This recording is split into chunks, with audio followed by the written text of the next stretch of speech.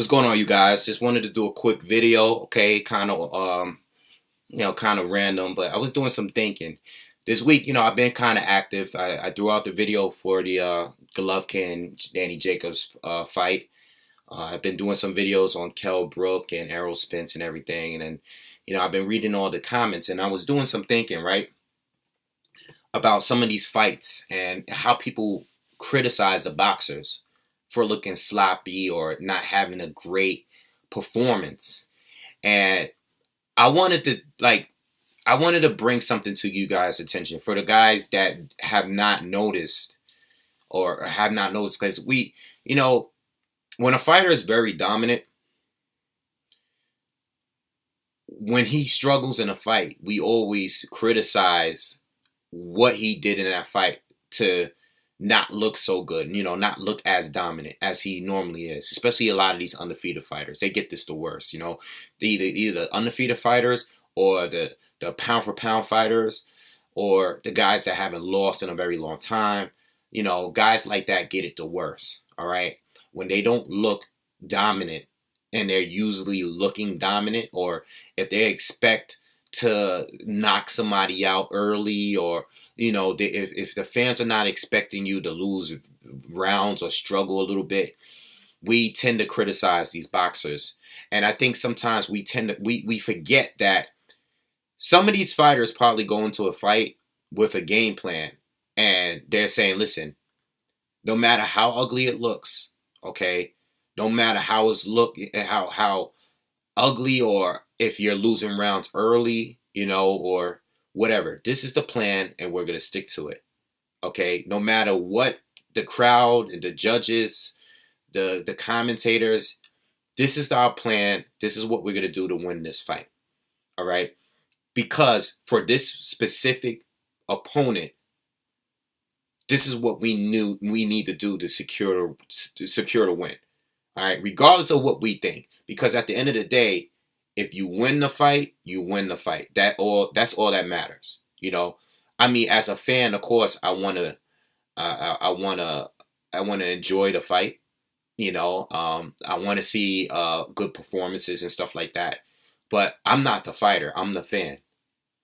The fighter got to go in there like, all right, I'm about to get this W. And I think a lot of us fans tend to forget that. And reading these comments, and seeing what people are saying about other fighters, especially because of Kell Brook, is fighting Spence, and that's been the topic of the week.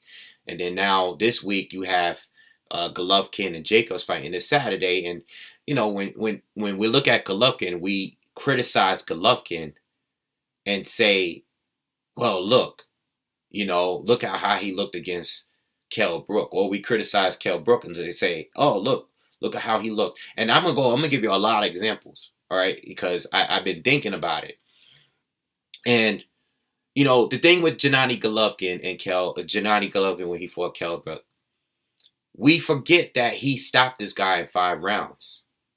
We forget, regardless of him catching some good shots, Kell Brook arguably winning a couple rounds.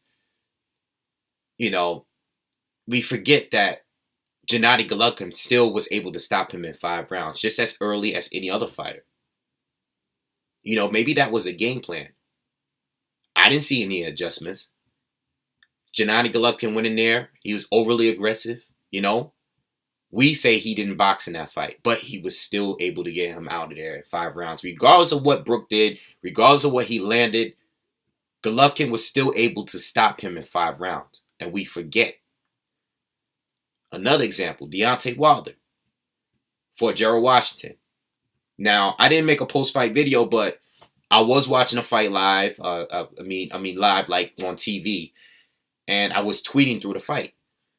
And before that 5th round, I had Gerald Washington winning the first 4 rounds. Some people gave Wilder the 4th round, but I still thought Gerald Washington did enough to secure the first 4 rounds. I thought Gerald Washington was outboxing Deontay Wilder. In fact, after that 4th round, I was like, wow, we might get an upset tonight. Unless Deontay Wilder knocks this guy out, we might get an upset. And what he go and do? As soon as he landed that right hand, it turned the whole fight around, and he was able to stop this guy.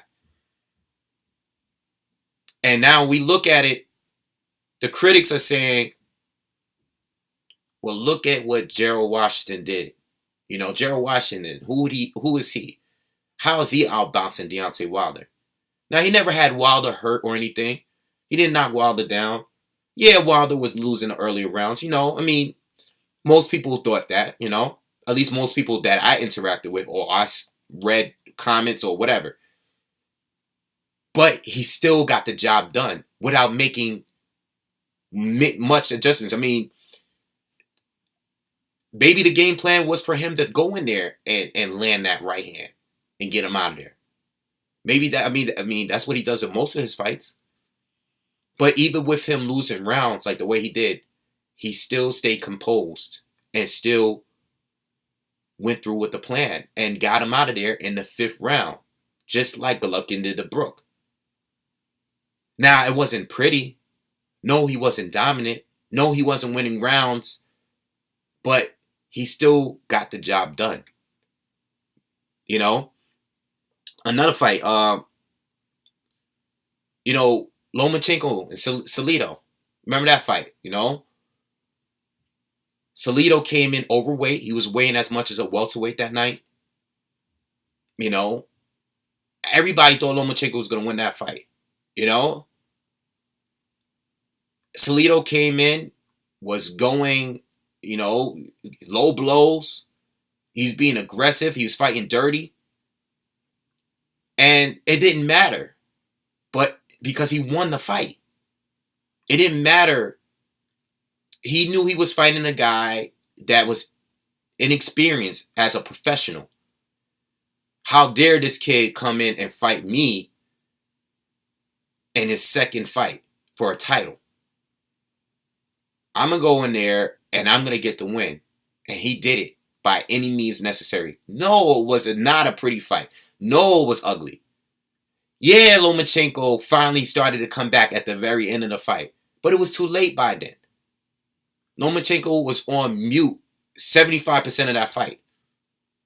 When by the time he got it together, it was already too late. Yeah, we see what Lomachenko's doing now. He's dominant, beating everybody. But look at what he, you know, when he fought Salido, we didn't see any of that. He was like a mummy in there fighting Salido. That was inexperience. And you know what? A lot of these fights, sometimes the referee is the biggest part of this, these decisions, the outcomes of these fights. Like we tend to forget that too, because if it was another ref, the ref might have been taking points from Salido because of those low blows. You know? If Amir Khan didn't get points taken away from him when he fought Lamont Peterson, would he have lost that fight? You got to ask yourself. The refs, they play a role in a lot of fights. We could go on and on all day talking about referees, you know? But I'm sticking to the point. The point I'm trying to make here is a lot of these fighters have a game plan, and it doesn't matter if they look ugly doing it. It's like, all right, you know what? This is who I'm fighting. This is what I need to do to win. Golovkin fought Kell Brook. We say he didn't box. But maybe if he did box, if he fought, if Golovkin came in and fought Kell Brook like the way he fought David Lemieux, he might have had more trouble. A lot of us are saying he needs to fight Danny Jacobs like the way he fought David Lemieux. You know, I've said that. But if he had fought Kell Brook that way, he might have had more trouble. This is why he just went and stormed through him like he did a lot of other fighters like Dominic Wade. You know, we sit here and say that, but these fighters probably just want to stick to their game plan. Klitschko against, you know what? Klitschko against Tyson Fury. That fight sucked. It sucked. But Tyson Fury knew his advantages. He was a taller guy. He was a lengthier guy. He was a fresher, younger guy, quicker on his feet. You know, the volume was up. He stayed on the outside and just outboxed him and stayed more active throughout every round. Klitschko lost clearly because Klitschko he was not active. He just couldn't get close enough to Tyson Fury. It was boring. It sucked. But Tyson Fury had a game plan and stuck to it throughout the whole fight. No matter who booed, nobody cared. He didn't want to fall into the trap of Klitschko, and Klitschko landed one shot and turning the fight around. That's what Deontay Wilder did. One shot turned the whole fight around. But Tyson Fury wanted to make it an action-packed fight. He might have got knocked out. I could just keep going and going. Povetkin, even a fight with Povetkin.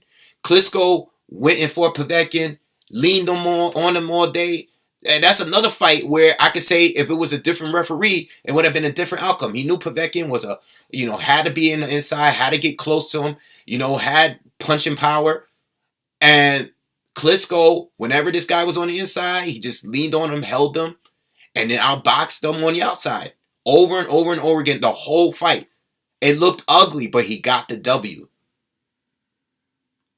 So we gotta remember, like, when we criticize some of these fighters for not being dominant or not looking flashy or not making an entertaining fight, a lot of these fighters, some of these guys,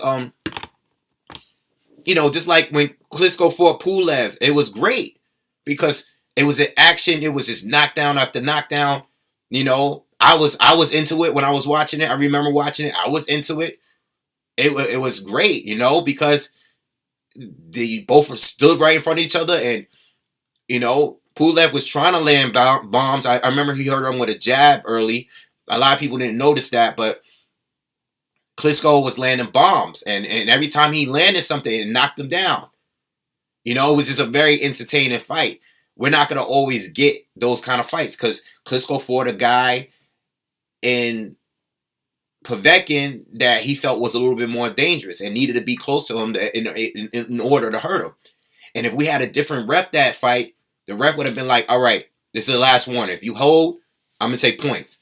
Klitschko would have been forced to fight in a different way. He would have been forced to make adjustments. But because the ref allowed it, he kept doing it. Whatever way, if you're winning and what you're doing is working for you, stick to it. And some guys, even if it's not working early, this is the game plan because Gerald Washington and versus Wilder, as we see, Gerald Washington have showed fatigue before in other fights. And he was slowing down each round. If you notice, like the third going into the fourth round, the fourth round going into the fifth, Gerald Washington's jab didn't have that same pop.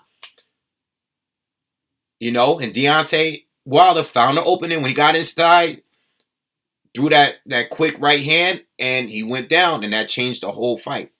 Just like that. So I think sometimes when we listen, it's all boxing talk. We always gonna have to debate. We always gonna have to, we that's what we do. We're boxing fans. We're always gonna go back and forth. But you gotta remember some of these fights when a fighter gets the W, but they didn't look as impressive, it's because maybe that was their game plan from the beginning before they even entered the ring, before that first bell went off.